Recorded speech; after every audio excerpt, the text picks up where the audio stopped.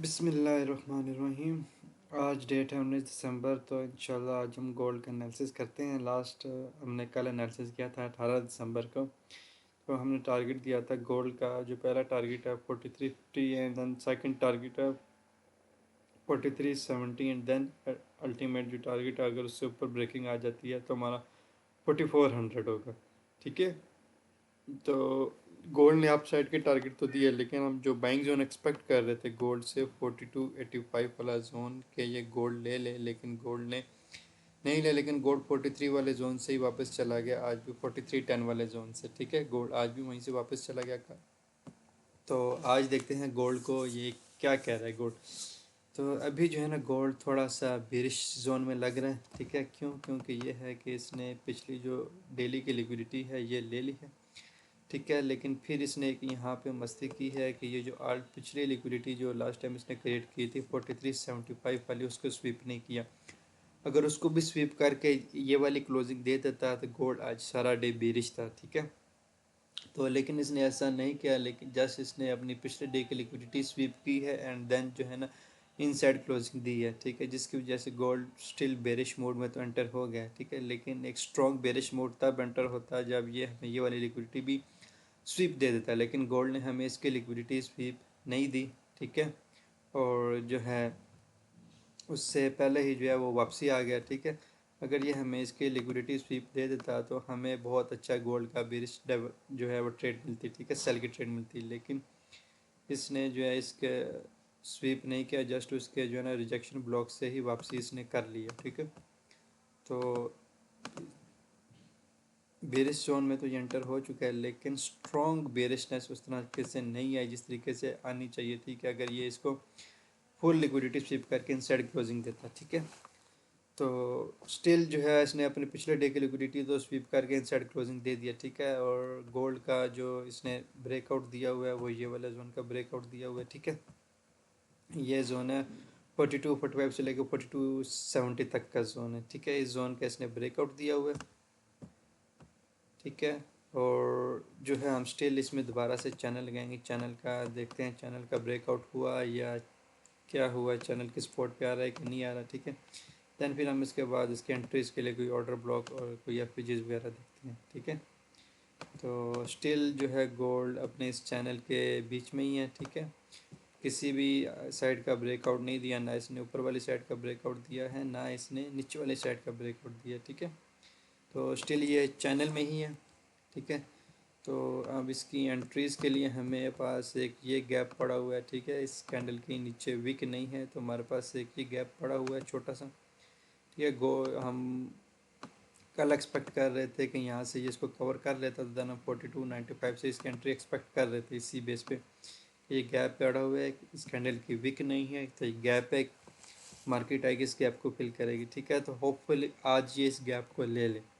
ठीक है, पर अगर ये इस गैप से नीचे क्लोजिंग दे जाती है, 43 से नीचे क्लोजिंग दे जाती है, तो देन ये 4250 तक ये वापस आ सकता है ये वाला एफ लेने।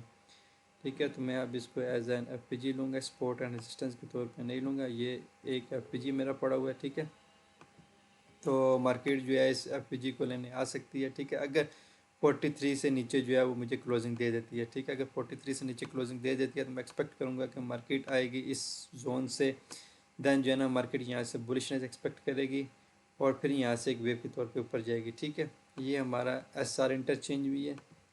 ठीक है, पहले रेजिस्टेंस थी, resistance become support when it's broken. ठीक है,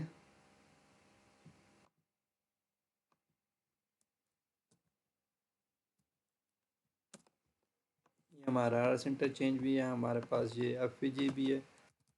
अब ये हमारा जो है ना बहुत स्ट्रॉन्ग जोन है बाइंग का। ठीक है, कह दें कि ये डिमांड जोन भी कह सकते हैं, डिमांड जोन भी हम इसको कह सकते हैं। ठीक है, लेकिन डिमांड जोन वाला ये एरिया बेस्ट है। ठीक है, डिमांड जोन के लिए ये वाला एरिया कहना इसको ज़्यादा बेस्ट है, लेकिन ये हमारा आर एस इंटरचेंज है और हमारे पास एफ है। ठीक है, ये हमारे पास तब एक्टिव होगा जब हमारे पास ये वाली क्लोजिंग नीचे दे देगा गोल्ड 43 से नीचे क्लोजिंग दे देगा। ये गैप फिल करने के बाद यहाँ से रिवर्सल नहीं लेता, क्लोजिंग नीचे देता है, तो गोल्ड की एक्सपेक्टेशन हम फिर 500 पे एटलीस्ट होने चाहिए, एक्सपेक्ट करेंगे 4250 का जोन ये आए और इसको स्वीप करें, देन फिर कोई बुलिश मूव बनाए। ठीक है, तो आज के डे में हम गोल्ड को साइडवेज देख सकते हैं या बेरिश एक्सपेक्ट कर सकते हैं, ठीक है, आज के डे में, ठीक है, आज के डे में हम गोल्ड को बुलिश एक्सपेक्ट नहीं कर रहे, ठीक है। No bullish today, only sideways या नीचे की लिक्विडिटी ले, देन फिर हम इसको देखेंगे कि बुलिश होता है कि नहीं।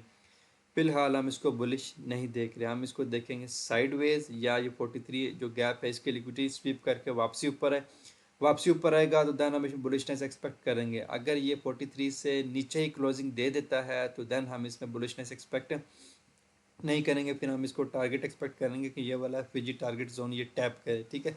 इसको टैप करने के बाद देन जो है फिर हम इसमें कोई एंट्री प्लान करेंगे बाई की, ठीक है। और H4 में भी देख लेते हैं इसको। H4 में स्टिल ये जो है देखें इसने एक बहुत बड़ी कैंडल बनाई है, ऊपर भी लिक्विडिटी स्वीप के, नीचे भी लिक्विडिटी स्वीप के, और ये अब जितनी भी कैंडल्स बननी है उसके बाद से तकरीबन 12 घंटे से ऊपर टाइम हो गया, सारी इसकी इनसाइड मूव्स हो रही हैं, ठीक है। ये एक शार्प कैंडल थी, ठीक है, जिसकी बेस पे लिक्विडिटी स्वीप हुई, ठीक है, ऊपर की भी एंड नीचे की भी, ठीक है। तो अभी ये इनसाइड कैंडल्स हैं सारी, ठीक है। या तो एक ये इससे ऊपर हमें क्लोजिंग दे छोटी सी, तो देन हम दोबारा एक्सपेक्ट कर सकते हैं कि ये इस जोन पे जाए, ठीक है, या फिर इससे नीचे क्लोजिंग दे, ठीक है, तो एक्सपेक्ट कर सकते हैं। ओवरऑल जो बेसिकली इस तरह की कैंडल को ट्रेड किया जाता है जिसके दोनों तरफ वीक हो, तो बेस्ट यही होता है कि आप इसका लो भी मार्क कर लें, जैसे या इसका हाई मार्क हुआ हुआ है ऐसे हम इसका लो मार्क कर लेते हैं। जिस साइड पे क्लोजिंग हो जाएगी कैंडल की बॉडी के साथ उस साइड पे हम ट्रेड प्लान कर लेते हैं।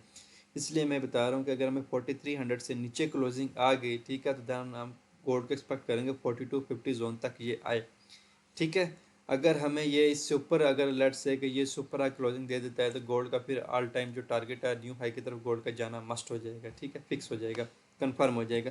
अगर ये हमें इस जोन से ऊपर क्लोजिंग दे देता है, जितनी ये विक है इसकी, इससे ऊपर मुझे कैंडल बॉडी क्लोजिंग देता है, ठीक है, कैंडल की बॉडी के साथ क्लोजिंग देता है, देन मैं एक्सपेक्ट करूँगा गोल्ड की एक बुलिश मूव ऊपर की तरफ, ठीक है। और आज के दिन जो मैं बता रहा हूँ हम इसको साइड वेज ही एक्सपेक्ट कर रहे हैं, ठीक है, कोई बुलिशनेस इसमें हैवी बुलिशनेस एक्सपेक्ट नहीं कर रहे हैं। नीचे वाली लिक्विडिटी पहले एक्सपेक्ट कर रहे हैं कि वो वाली पहले स्वीप हो।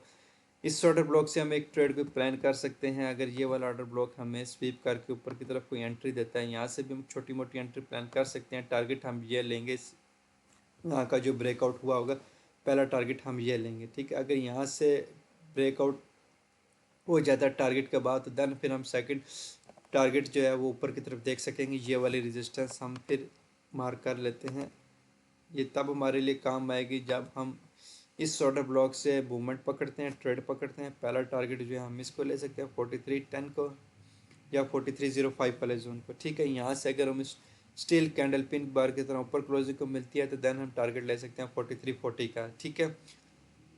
तो साइडवेज ज़्यादातर ज़्यादा लग रहा है, लेकिन न्यूयॉर्क सेशन में शाम में कुछ भी हो सकता है। ये मार्केट अगर नीचे आती है तो हम यहाँ से एक एंट्री प्लान कर सकते हैं, लेकिन स्वीप होने के बाद जैसे ही ऑर्डर ब्लॉक स्वीप हो गई, इनसाइड कैंडल क्लोजिंग देता है नीचे से आके ऊपर की तरफ, जिस तरह की ये ग्रीन कैंडल है इस तरह की क्लोजिंग मिलती है, ठीक है, तो यहाँ से हम बाय के ट्रेड प्लान करेंगे छोटे SL के साथ, माइनर SL के साथ, और ट्रेड का TP लेंगे इंशाल्लाह, ठीक है।